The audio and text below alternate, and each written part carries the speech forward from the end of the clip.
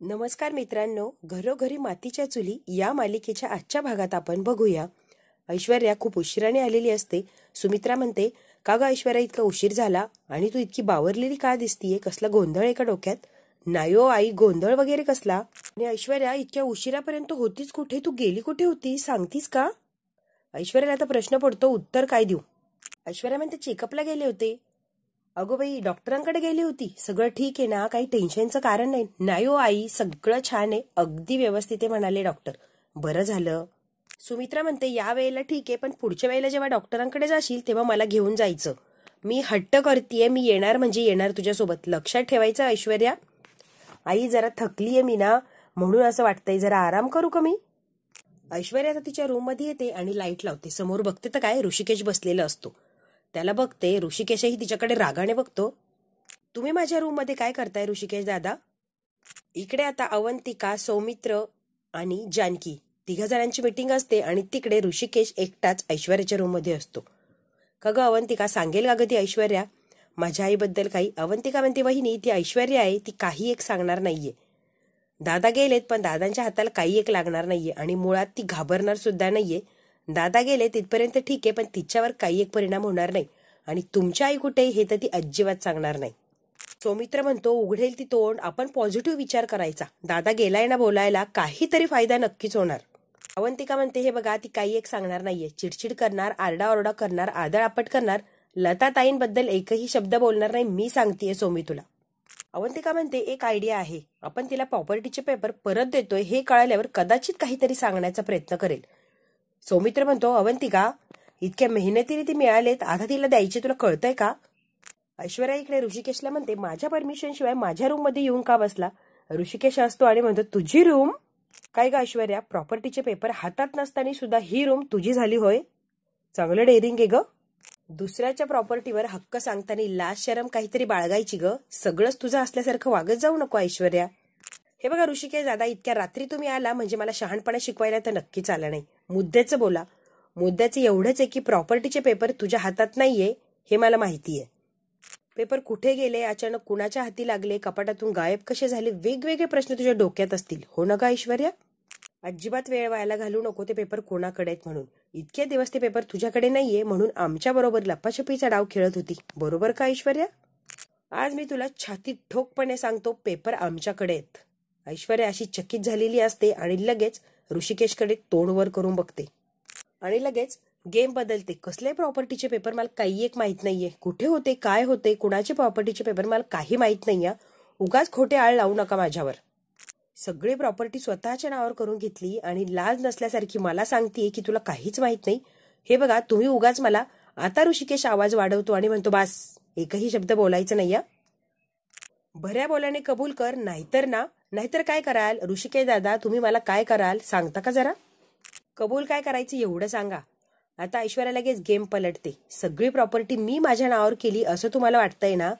अहो, वाटायचं काय, खरंच केलीये मी, 100% खरं आहे ते. आता मी सांगते मी अशी का वागले. तुमचा भाऊ म्हणजे सारंग जर हुशार असता, बुद्धिमान असता, स्वतःचं सगळं काही कळालं असतं तर मला हे उद्योग करायची गरजच पडली नसती. पण तो मूर्ख होता, नंदी बैल होता, अगदी मूर्ख होता. माणूस म्हणायची सुद्धा लायकीचा नव्हता. स्वतःची बुद्धी तर अजिबात नव्हते. दुसऱ्याने कोणी सांगितलं की तसं चालायचं तो, म्हणून मला सगळे हे उद्योग करायला लागले. कळालं का? जेवढं सांगायचे ना अगदी तेवढंच करायचं. अगदी डिफेक्टिव्ह पीस होता तो, युजलेस. आणि कसं आहे ना ऋषिकेश राव, या घरात आपलं काही अस्तित्व नाही अशी जाणीव सतत तुमच्या बायकोसारखी माणसं करून देतात ना, तेव्हा आपलं असं बघायलाच लागतं. आणि तेव्हा ऐश्वर्यासारखी माणसं पैदा होतात आणि जे मी आता वागलीये तसं वागतात. त्यामुळे मला अजिबात काही वाटत नाहीये की मी सगळी प्रॉपर्टी माझ्या नावावर करून घेतली. ऋषिकेश म्हणतो, स्वतः पेटली नाही, अख्खं घर पेटवायला निघली तू. ऋषिकेश म्हणतो, ज्या जानकीला दोष देतीये ना, आजवर तिनेच हे घर जपलंय आणि आतापर्यंत एवढ्या कौतुकाने जे घर उभं आहे ना ते जानकीमुळेच. कळतंय तुला? सगळं काही आहे ते फक्त जानकीमुळे. बस ऋषिकेश दादा, अजिबात काही कौतुक करायचं नाहीये जानकीचं. आजवर तिचंच कौतुक ऐकत आलीये. का ग? का तिचं कौतुक ऐकायचं नाही? इतकं विष का तुझ्या मनात तिच्याविषयी? कारण तिने माझ्या स्वतःच्या म्हणजे मी स्वतःच्या घरात राहत असून सुद्धा मला काडी मात्र सुद्धा किंमत नाहीये. बाहेरून आलेली एखादी उपरी असं वाटतं आणि ती या घराची मालकीने असं सारखं मला भासवत असते. माझं काही एक अस्तित्व नाही, मान पान काही एक मला नाही. सारखी स्वतःला डिमांड देत असते आणि स्वतः पुढे पुढे करून सगळ्यांच्या नजरेत असते. ऐश्वर्याला काडी मात्र किंमत नाही. कळालं तुम्हाला? वाट लावलीये तिने माझ्या आयुष्याची. माझं लग्न सौमित्र सोबत होणार होतं. ऋषिकेश म्हणतो ते तू केलंय हाताने. तू आमच्या घराला वेगळं करण्यासाठी येत होती. तुमच्या जानकीने वेगळं काय केलंय माझ्या बाबतीत? तेच केलंय ना. त्या घरात जानकीमुळे मला कधीच महत्व मिळालं नाही. तिचाच नावाचा डंका, जानकी जानकी जानकी. बाकी कोणी नाहीच आहे का घरात? बाकीच्यांचं जाऊ दे मरू दे, माझ्या जन्मदात्या आईला सुद्धा स्वतःच्या बाजूने वळून घेतलं. अशी तर पॉलिटिकल ही जानकी. ज्याही मला कधीही भेटली तरी जानकीचं कौतुक करत असते आणि जानकीसारखं वागायला शिक असं सांगत असते. जरी मला ती गुण दाखवत असले तरी प्रत्येक वेळेला मला जानकीचे दोषच दिसतात. कळालं का? तिच्यामुळे माझे डॅडा जेलमध्ये. माझं असं काहीच राहिलेलं नाहीये. अगदी बिथरल्यासारखी झालीये. ऋषिकेश म्हणतो तुझ्या हक्काचं तुझ्या वाईट वागण्यामुळे गमावून बसली. जानकीचं काही एक दोष नाहीये आणि तिला का विनाकारण दोष देतीये? तू चांगली वागत नाही, त्याला जानकी काय करणार? नात्याचा विचार करते आणि जानकी दरवेळेला शांत बसते.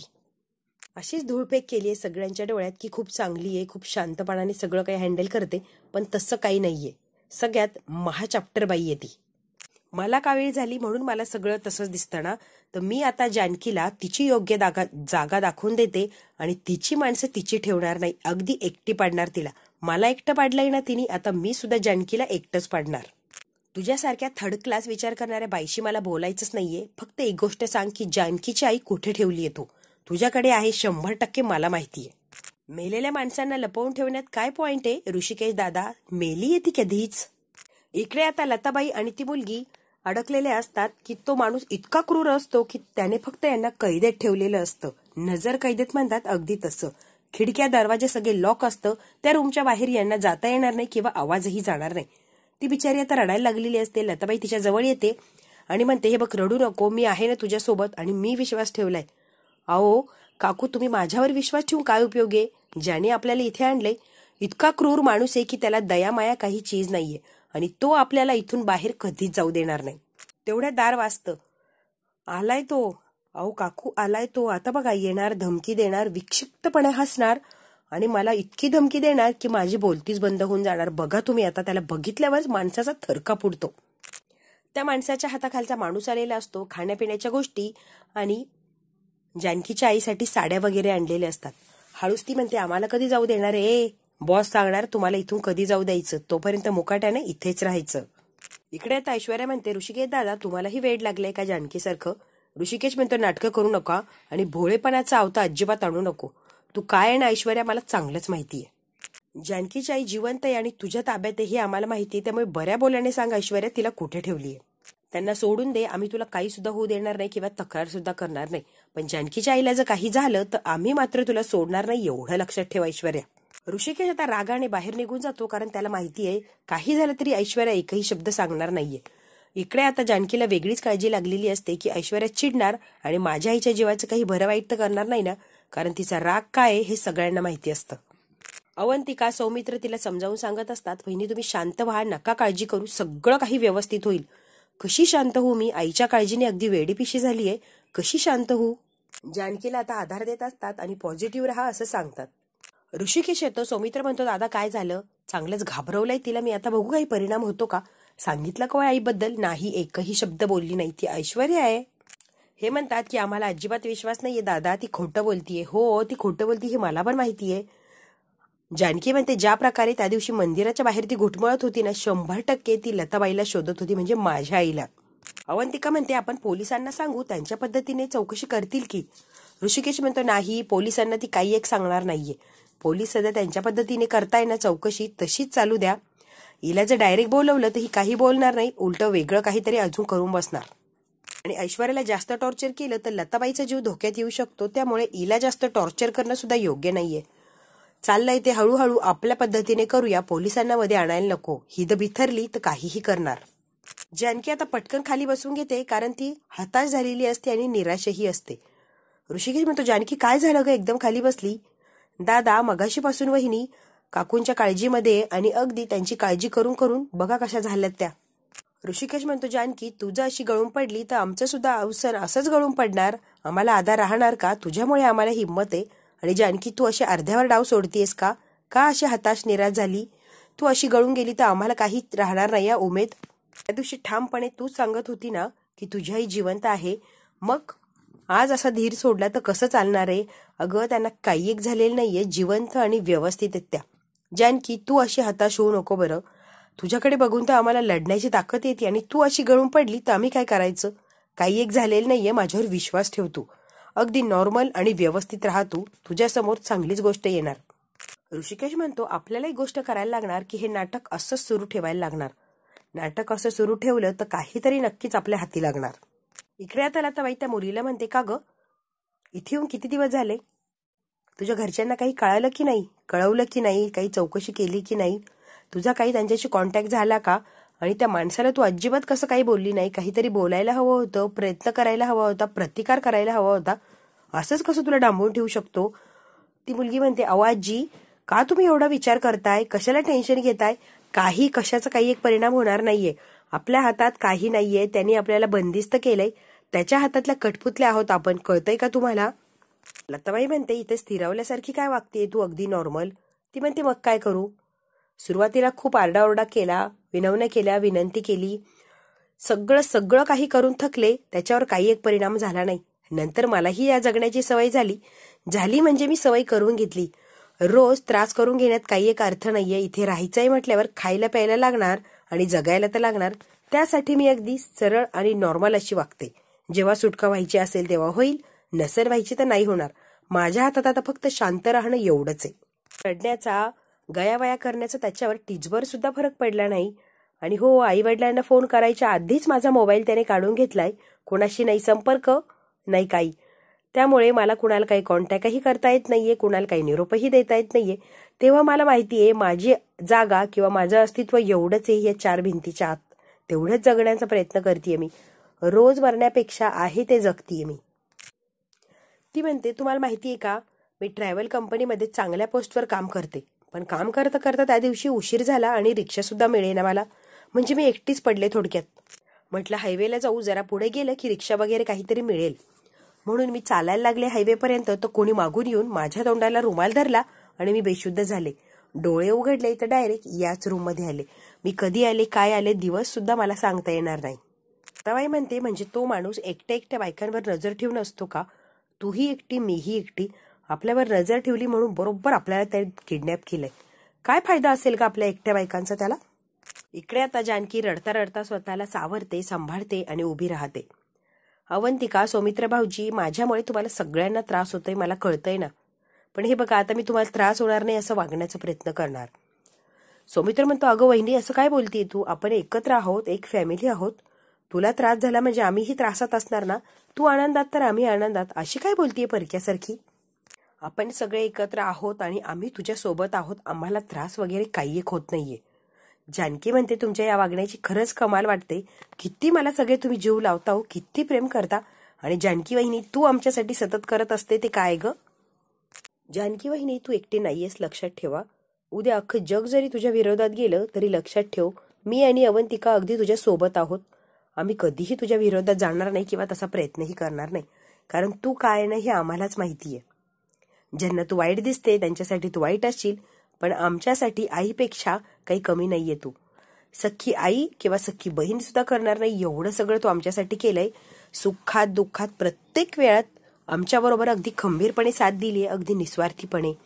आणि आता तू दुःखात आहे किंवा तू अडचणीत आहे, आम्ही तुला साथ द्यायची नाही असा विचारच कशी करू शकतेय तू? अगं, तू जशी प्रत्येक वेळेला खंबीरपणे आमच्या पाठीशी उभी राहते, आम्ही सुद्धा तुझ्या पाठीशी उभा आहोत. त्यामुळे अजिबात काळजी करू नको आणि सारखं ही उपकाराची भाषा सुद्धा नको करू. आता हे सगळे बेडरूमच्या बाहेर चाललेले असतात. ऋषिकेश एकटाच त्या बेडरूममध्ये विचार करत थांबलेला असतो. इकडे आता लताबाईला अजून प्रश्न पडलेले असतात. इतके काय प्रश्न असतात की तिचे प्रश्न संपतच नसतात. त्या मुलीला प्रश्न विचारून अगदी भंडावून टाकलेलं आहे. तो माणूस का असं करत असेल? आपली ओळख नाही, पाळख काही, देणं घेणं काहीही नाही. मग आपल्याला बंदिस्त करून त्याला मिळणार तरी काय? ती म्हणते, हे बघा, मला काही सांगता येणार नाही. तो कोण आहे, काय, कशासाठी आपल्याला इथं कैद करून ठेवलंय. एवढी काही खाण्यापिण्याची सगळी सोय करतोय, पण आपल्यासोबत असं का वागतोय मला हेच काही माहित नाहीये. माहित नाही म्हणण्यापेक्षा मला कळतच नाहीये. त्याच्या वागण्याचा मला काही अंदाजच येत नाहीये. ती म्हणते, काकू, मी कधीही कोणाशी वाईट वागले नाही, कोणाशी काही चोरी लबाडी केली नाही, अगदी 1 रुपया सुद्धा कधी कुणाचं काही बुडवला नाही किंवा वाईट असं काही वागले नाही. मग त्या माणसाने माझ्यासोबत असं का वागावं? खरंच मी जी केलंच नाहीये त्याची शिक्षा तू मला का देतोय? आता लताबाई ही रडायला लागलेली असते. मी सुद्धा आयुष्यात कधीच काही वाईट केलं नाही, फक्त माझं माझं जगत होते. आयुष्यात एक पहिली आणि शेवटची चूक केली की ते ऐश्वर्याच्या नादाला लागले. पैशाची लालच आली आणि ऐश्वर्याच्या नादाला लागले आणि काय अवस्था होऊन बसलीये. घर दार पोरगी सगळं सगळं काही गमावून बसली. कुणीच माझं राहिलं नाही आणि अगदी कधीची मी घराच्या बाहेर आहे माझं मला सुद्धा सांगता येणार नाही. लताबाई म्हणते स्वतःच्या मुलीच्या संसारात आग लावायला निघाले होते मी. ती म्हणते काय? हो ग, मला माहितीच नव्हतं ती माझी मुलगी आणि तिच्या संसारातच आग लावत होते, तिचंच वाटोळं करत होते, तिच्या विरुद्धच कट कारस्थान रचत होते. सगळं काही स्वतःच्या मुलीबद्दलच करत होते. ऐश्वर्याला माहिती होतं ती माझी मुलगी आहे, ऐश्वर्याने मला सांगितलंच नाही. लताबाई म्हणते बाळा, स्वस्थ बसून जमणार नाहीये. इथून बाहेर पडण्याचा प्रयत्न करायला हवा. इथून एकदा बाहेर पडलं की सगळं काही मिळवलं.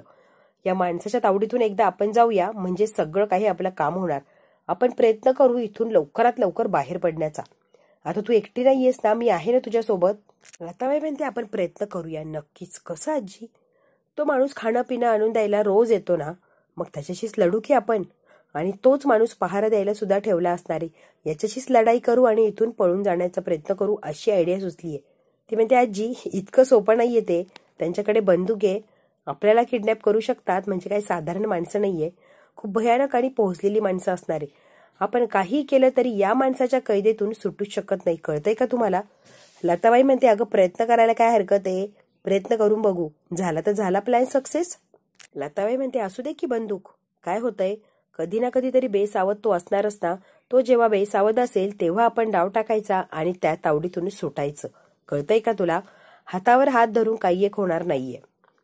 ती म्हणते आपला प्रयत्न जर फसला ना तर तो माणूस आपल्याला इतका टॉर्चर करेल, इतका टॉर्चर करेल की ते तुम्हाला अजिबात सहन होणार नाही. मी कशी सहन करते त्याचा टॉर्चर माझं मला माहिती. आणि हे बघा, मला कुठलाही वेडेपणा करायचा नाहीये, कारण तो काय साधारण माणूस नाहीये. कुठल्याही थराला जाऊ शकतो आणि काहीही करू शकतो. तो जो आपल्याला बंदिस्त करून इथे ठेवू शकतो कुणाला काही न कळता, तो कुठल्याही थराला जाऊन तो काहीही करू शकतो. आणि त्यांच्याकडे बंदूक आहे, त्यामुळे आपण करून करून करणार तरी काय. एक जर गोळी चालली तर आपला आवाज बंद होणार. त्यापेक्षा जे चाललंय ना ते चालू द्या. त्याचा टॉर्चर मी सहन करू शकत नाही तर तुम्ही कधी सहन करणार? लताबाई आता रडायला लागलेली असते. काय ग, मग आपण काय करणार? किती दिवस असंच इथे राहणार आणि आपल्या नातेवाईकापासून लांब राहणार? आपण काही केलंच नाहीये तर का त्याची शिक्षा भोगायची? मी म्हणतीये आपण काहीतरी करून प्रयत्न करू आणि इथून सुटण्यासाठी काहीतरी करायला लागणारच आहे. करतोय ना टॉर्चर तर करू दे. एकदा प्रयत्न करायला काहीच हरकत नाहीये असं माझं म्हणणं आहे. लताबाई रडत असते, हिंमत हरलेली नसते. त्या मुलीलाही प्रोत्साहन देते की तू सुद्धा इथून जाण्याचा प्रयत्न कर, मला साथ दे, दोघी मिळून आपण इथून बाहेर नक्कीच पडूया. ती म्हणते त्या माणसाच्या हातून मरण्यापेक्षा असं जगणं बरं नाही का? लताबाई म्हणते नाही, हे असं मरत मरत जगणं मला मान्य नाही.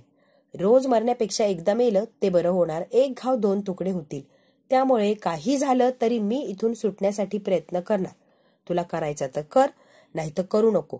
मी मात्र इथून बाहेर पडण्याचा प्रयत्न करणार, तेही 100%. मी अशा कोणाच्याही नजर कैदेत राहू शकत नाही, तेही काही कारण नसताना. मी काही केलंच नाहीये तर कोणाच्या नजर कैदेत राहण्याचा सवालच कुठे येतो? हे बघ, तुला माझी साथ द्यायची की नाही द्यायची तुझं तू ठरव, पण मी मात्र इथे राहू शकत नाही. तयार झालेली असते लताबाई सोबत काहीतरी करून बाहेर पडायचं आणि काहीतरी डोकं लावायचंच. मग काकू आपण नेमकी काय करू शकतो की इथून आपण बाहेर पडू शकतो? लताबाई म्हणते तू काळजी करू नको ग. आपण नेमके असं काय करायचं आणि इथून बाहेर पडू शकतो हे सांगते की तुला. आणि मी तुला सांगतेय ना, अगदी तसंच तू वाग. बघ, 100% आपण यशस्वी होऊ आणि या माणसाच्या तावडीतून आपण तर 100% बाहेर पडणार, मी तुला गॅरंटी देते. लताबाईने आता सुरुवातीपासून शेवटपर्यंत काय करायचं सगळा काही प्लॅन एका मिनिटात तिला सांगून टाकलेला असतो. तिनेही तो मन लावून ऐकलेला असतो. लताबाई म्हणते घाबरायचं नाही, रोजच तर मरणार नाही ना आपण, त्याच्यापेक्षा एकदा काय ते मरू, एक घाव दोन तुकडे होतील.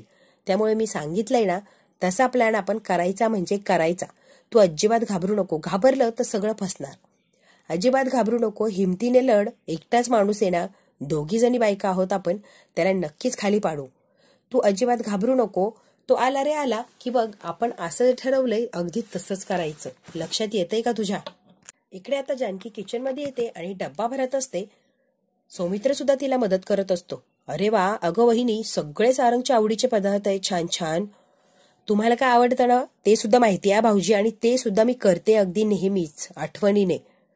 अगं बाई, मला आता घराच्या बाहेर राहायला लागणार, म्हणजे सारंग सारखे छान छान चमचमीत पदार्थ मला खायला मिळणार. भाऊजी काही काय बोलताय हो, आणि प्लीज असं बोलू नका. सारंग घराच्या बाहेर आहे तर काय मला होतंय माझं मला माहिती, आणि तुम्हीही अशाच गोष्टी करतात. चुकून सुद्धा असं बोलू नका, आणि मस्करीत सुद्धा नाही. माझ्या घरची माणसं सगळी माझ्याजवळ आणि आनंदात आणि सुखात हवी आहे मला. कुणीही घराच्या बाहेर नकोय, कळतंय का तुम्हाला? अगं बाई, मी असं गमतीत म्हटलं, गमतीत सुद्धा म्हणू नका भाऊजी, काय त्रास होतो माझं मला माहिती. सौमित्र म्हणतो, सॉरी, परत मी असं बोलणार नाही. आणि हो, अभद्र असं बोलायचंच नाहीये, कळतंय का तुम्हाला? छान आणि पॉझिटिव्ह असं राहायचंय, ठरलंय ना आपलं? जानकी म्हणते, आज सगळं सारंग भाऊजींच्या आवडीचं केलं ना, उद्या सगळा स्वयंपाक तुमच्या आवडीचा, जेवणात सगळे पदार्थ सकाळ संध्याकाळ तुमच्याच आवडीचे मिळतील. हो, मग ठरलंय ना? अहो ठरलं. चला, झालाय माझा डबा भरून, आता पटकन त्यांना नेऊन द्या बरं, ते वाट बघत असतील. आता जानकी आणि सौमित्र डबा घेऊन चाललेले असतात, तेवढ्या ऐश्वर्या जिन्याने खाली येते आणि यांच्याकडे बघत असते. जानकी म्हणते, एवढ्या रात्री हे डबा घेऊन कोणासाठी चालले असतील, आणि तेही दोघं? काहीतरी नक्कीच यांचा प्लॅन चाललाय. मला विचार करायला लागणार किंवा यांचा पाठलाग तरी करायला लागणार, तेव्हा नेमकी यांचा काय गेम चाललाय ना ते मला कळेल. ऐश्वर्या म्हणते, नक्कीच काहीतरी गडबड आहे, मला शोधून तर काढायलाच लागणार ही जानकी आता काय काय प्लॅन करतीये. मित्रांनो, हा भाग इथेच संपला. पुढच्या भागात काय होणार अगदी थोडक्यात बघूया. देवी आईचा उदो उदो करत नेहमी ज्या आई येतात त्या आई आलेल्या असतात जानकीच्या दारात. जानकी दरवेळेप्रमाणे त्यांना आदर सत्कार करून घरात घेते आणि त्यांची ओटी भरत असते, तेही अगदी मानाने खण नारळाने त्यांची ओटी भरत असते. सुमित्रा म्हणते, अहो आई, माझ्या सुनेसाठी आशीर्वाद दे ग माये, तिला जी अडचण आहे तिची अडचण दूर कर. आता ती जी आई आलेली असते देवी आई करत, ती तिच्या देवी आईला विचारते की देवी आई, माझ्या भक्ताचं गाराण आहे ते ऐक आणि त्याचा प्रश्न तू सोडव. जानकी अगदी श्रद्धेपोटी तिच्या पायाजवळ बसलेली असते. ती आई म्हणत असते, इतके दिवस तुझ्या वाटेत फक्त काटेकोटे होते, आता मात्र इथून पुढे भयानक आणि निसरटी तुझी वाट होणार आहे. लई वादळ येणारे बाई, लई वादळ येणारे. वादळात घरादाराला आणि स्वतःला तुला सावरायचंय. अगदी हिमतीने पदर कसून कामाला लागायचं, कळतं का? खचून तुला चालणार नाही. तुझा भूतकाळ, तुझं वर्तमान आणि भविष्य ठरवणार आहे. मागे घडलेल्या घटना समोर येणार, भविष्य आणि भूतकाळ सगळं काही समोर आणणार. तो माणूस खिडकीतून ऐकत असतो ही देवी आई जानकीला नेमकी काय सांगतीये. आता बघूया, त्या माणसाने तर ऐकलेलं असतं देवी आई नेमकी काय म्हटलीये जानकीला. तो आता अजून काय प्लॅन करतो आणि ऐश्वर्याचा वापर करून जानकीकडून काय काय अजून करून घेण्याचा प्रयत्न करतो. जानकीला कुठला काही त्रास देणार की जानकीच्या फायद्याचं करणार, हे जर बघायचं असेल तर बघायला लागणार उद्याचा भाग. मित्रांनो, हा भाग इथेच संपला. तुम्हाला जर व्हिडिओ आवडला असेल तर लाईक, शेअर, सबस्क्राईब नक्की करा. धन्यवाद.